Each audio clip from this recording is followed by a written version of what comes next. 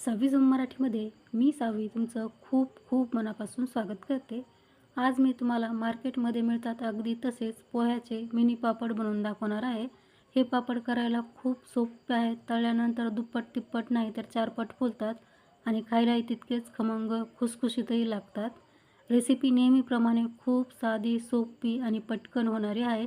तर व्हिडिओ कुठे स्किप न करता शेवटपर्यंत पहा आणि रेसिपी आवडल्यास रेसिपीला लाईक शेअर करून चॅनलला सबस्क्राईब करायला देखील विसरू नका. चला तर मग आता पटकन रेसिपीला सुरुवात करूयात. आता गॅसवरती आपल्याला कढई ठेवायची आहे आणि त्यामध्ये 1 बाउल पोहे घालायचे आहेत. पोह्याचं वजनी प्रमाण सांगायचं झालं तर इथे मी 200 ग्राम इतके पोहे घेतलेले आहेत. आता आपल्याला गॅस चालू करायचा आहे आणि पोह्याला असं सतत हलवून पोहे थोडेसे भाजून घ्यायचे आहेत. पोह्याला आपल्याला खूप जास्तही भाजायचं नाही. पोह्याचा रंग बदलेल इतपत याला आपल्याला भाजायचं नाही. पोहे फक्त छान गरम होतील आणि कुरकुरीत होतील ना, एवढेच आपल्याला पोहे भाजून घ्यायचे आहेत. तर पोहे भाजण्यासाठी आपल्याला 4-5 मिनिटाचा वेळ लागू शकतो मीडियम गॅसवरती. इथे मला पोहे भाजता भाजता 4 ते 5 मिनिटे झालेत आणि तुम्ही पाहू शकता पोहे आपले छान गरम झालेले आहेत. आता पोहे आपले मस्त कुरकुरीत झालेत का नाही ते सुद्धा आपण चेक करूयात. तर अशा हातावरती थोडेसे पोहे घ्यायचे आणि असे कुस्करून पाहिजे. तुम्ही पाहू शकता पोह्याचा छान चुरा तयार होतोय, म्हणजेच पोहे आपले छान भाजलेले आहेत, मस्त कुरकुरीत झालेत. पोहे कुरकुरीत झाले की लगेच आपल्याला गॅस बंद करायचा आहे आणि हे पोहे थंड होण्यासाठी दुसऱ्या ताटामध्ये काढून घ्यायचे आहेत. 10 मिनिटे पोहे मी फॅनच्या हवेखाली थंड करून घेतले. तुम्ही पाहू शकता पोहे पूर्णपणे थंड झालेले आहेत. पोहे अशा प्रकारे आपल्याला पूर्ण थंड होऊ द्यायचे आहेत आणि मग मिक्सरचा भांडा घेऊन मिक्सरच्या भांड्यात आपल्याला हे पोहे टाकून घ्यायचे आहेत. कारण मिक्सरला आपल्याला पोहे आता बारीक असे दळून घ्यायचे आहेत. हे भाजलेले पोहे थोडेच आहेत म्हणून मी एकदमच मिक्सरच्या भांड्यात टाकून हे दळून घेते. तुमचे पोहे यापेक्षा जास्त असतील ना तर तुम्ही 2 ते 3 बॅचमध्ये पोहे दळून घेऊ शकता. तर इथे तुम्ही पाहू शकता पोहे मिक्सरला मी बारीक असे दळून घेतलेले आहेत. मस्त पोह्याचं बारीक पीठ तयार झालं आहे. तर तुम्ही पाहू शकता खूप जास्त बारीक हे पीठ तयार होत नाही. हाताला थोडंसं चरचर लागतं आहे. आता आपल्याला हे पीठ बारीक चाळणीने चाळून घ्यायचं आहे. कारण यामध्ये पहा एखादा मोठा तुकडा राहू शकतो पोह्याचा. त्यामुळे आपल्याला अशा प्रकारे हे पीठ चाळून घ्यायचं आहे, म्हणजे आपल्याला मस्त बारीक पीठ मिळेल. आता संपूर्ण पीठ आपण याच प्रकारे चाळून घेऊयात. इथे तुम्ही पाहू शकता संपूर्ण पोह्याचं पीठ मी छान चाळून घेतले. आता हे पीठ आपल्याला मोजून घ्यायचं आहे. तर पीठ मोजण्यासाठी इथे मी वाटीचा वापर करते. तुम्ही वाटीचा, ग्लासचा किंवा इतर कुठल्याही भांड्याचा वापर करू शकता. पीठ आपल्याला यासाठी मोजून घ्यायचं आहे कारण आपल्याला पुढे ना पाण्याचा अंदाज येतो, म्हणून आपल्याला इथे हे पोह्याचं पीठ मोजून घ्यायचं आहे. तर हे मोजलेले 1 वाटी पीठ मी साईडला ठेवलं आहे. आता हे पीठ ना पाव वाटी भरतं पहा. मला वाटलं होतं की टोटल आपलं 1.5 वाटी पीठ भरेल, पण 1.25 वाटीच इथे पीठ तयार झालेलं आहे, पाहू शकता. तर इथे आपलं टोटल 1.25 वाटी पीठ तयार झालं आहे. आता ह्या पिठामध्ये आपण आणखी काही जिन्नस ॲड करू ज्यामुळे आपले पापड छान चवदार बनतील. आता लगेच या पिठामध्ये आपल्याला अर्धा चमचा मीठ घालायचं आहे. मीठ थोडंसं कमीच घालायचं. आता अर्धा चमचा आपल्याला यामध्ये काश्मीरी लाल तिखट घालायचं आहे. तुम्ही रेग्युलर लाल तिखट म्हणजे घरचं लाल तिखटसुद्धा घालू शकता. आता अर्धा चमचाच यामध्ये आपल्याला पापड खार घालायचा आहे. यापेक्षा जास्त पापड खार आपल्याला वापरायचा नाही. पापड खार घातल्यामुळे पापड छान फुलतात, म्हणून इथे आपण पापड खारचा वापर केलेला आहे. आता हे संपूर्ण साहित्य आपण यामध्ये छान मिक्स करून घेऊयात. आता गॅसवरती कढई ठेवायची आहे आणि त्यामध्ये आपल्याला 1.25 वाटी पाणी घालायचं आहे. आपण ज्या वाटीने पोह्याचं पीठ मोजून घेतले ना त्याच वाटीने इथे पाणीसुद्धा मोजून घालायचं आहे, म्हणजे आपलं प्रमाण बिघडत नाही. आता गॅस चालू करायचा आहे आणि यामध्ये आपल्याला 1 चमचा जाडसर कुटलेले जिरे घालायचे आहेत.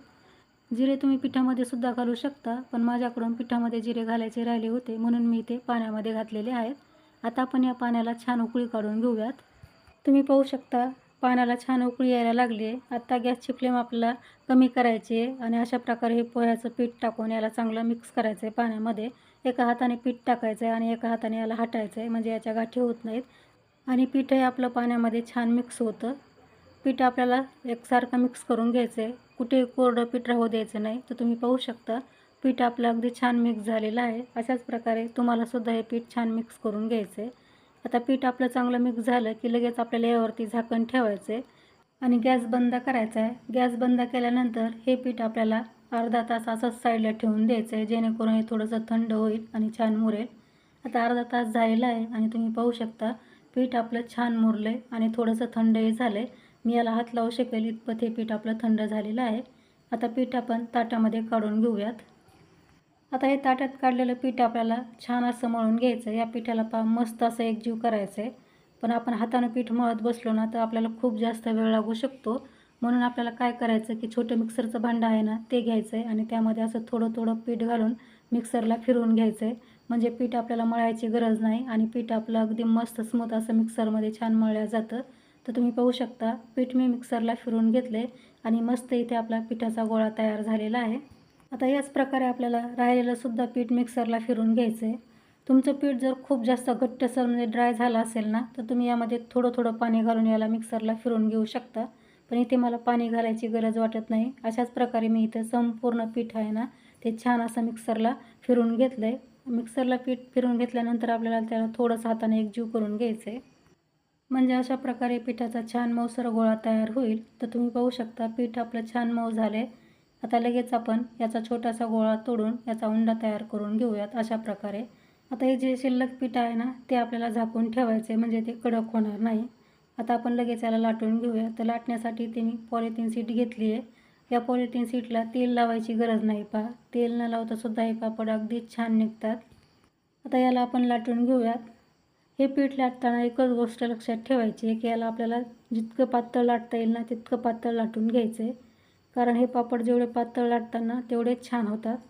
आणि हे पीठ लाटण्यासाठी इथे मी पॉलिथिन शीटचा वापर केला आहे. तुम्ही पॉलिथिन शीट न वापरता सुद्धा हे पीठ डायरेक्ट पोळपाटावरती सुद्धा लाटून घेऊ शकता. पोळपाटाला सुद्धा हे पीठ बिलकुल चिकटत नाही. मी त्या प्रकारे सुद्धा हे पापड तयार केले. तर तुम्ही पाहू शकता पीठ मी छान असं पातळ लाटून घेतले. मला जेवढं शक्य आहे ना तेवढं याला मी पातळ लाटले. आता आपण काय करूया की वरची पॉलिथिन शीट ना काढून घेऊयात. आता आपण याचे पापड कट करूयात. तर पापड कट करण्यासाठी इथे मी छोट्या वाटीचा वापर केला आहे. तुमच्याकडे जर अशी छोटी वाटी नसेल ना तर तुम्ही डब्याचा झाकणाचा वापर करू शकता किंवा ग्लासचा सुद्धा वापर करू शकता. तर पाहू शकता खूप मस्त इथे आपला पोह्याचा मिनी पापड तयार झाला आहे. आता हा पापड आपल्याला पॉलिथिन शीटवरतीच वाळत घालायचा आहे. तर अशाच प्रकारे आता आपल्याला संपूर्ण पोह्याचे मिनी पापड तयार करून घ्यायचे. तर पाहू शकता अगदी पटपट हे पोह्याचे मिनी पापड तयार होत आहेत. तुमच्या घरामध्ये जर मुले असतील ना तर मुलांना हे काम करायला द्या, पापड कट करायचं. मुलं खूप आवडीने करतील आणि अगदी पटपट करतील कारण हे पापड कट करायला खूप सोपे आहेत. बिलकुल चिकटत नाहीत, अगदी पटपट निघतात. आपण हे पापड बनवताना एकही थेंब तेलाचा वापर केला नाही. तर पहा खूप मस्त इथे पापड तयार झालेत. आता राहिलेले सर्व पापड मी अशाच प्रकारे बनवून घेते. इथे तुम्ही पाहू शकता संपूर्ण पापड मी बनवून घेतलेत आणि खूपच सुंदर इथे आपले पोह्याचे मिनी पापड तयार झालेत. थोड्याशा पोह्यामध्ये आपण भरपूर असे पापड तयार केलेले आहेत. आता हे तयार पापड मी गच्चीवरती घेऊन आलेले आहे वाळण्यासाठी. कारण उन्हामध्ये हे पापड मी वाळून घेणार आहे. पण तुमच्याकडे जर उन्हाच येत नसेल ना तर तुम्ही सावलीमध्ये म्हणजे फॅनखाली सुद्धा हे पापड वाळून घेऊ शकता.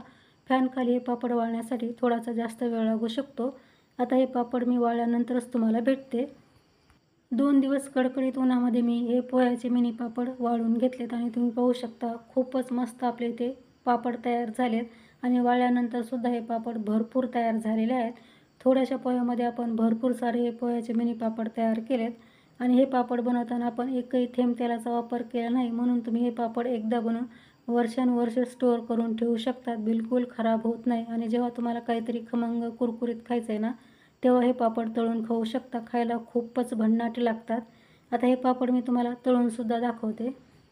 त्यासाठी ते मी तेल अगोदरच गरम करायला ठेवलं होतं.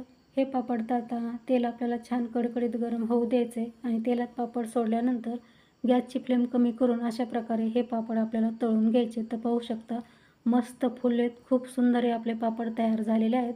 आता अशाच प्रकारे मी आणखी काही पापड तळून घेते. तर तुम्ही पाहू शकता पापड मी इथे तळून घेतलेत आणि खूपच सुंदर इथे आपले पोह्याचे पापड तयार झालेले आहेत.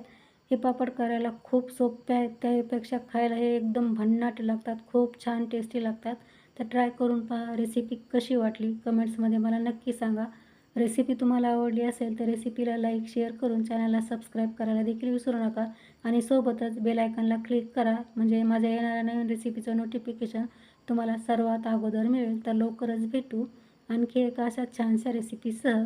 तोपर्यंत मस्त खा आणि हेल्दी राहा. धन्यवाद.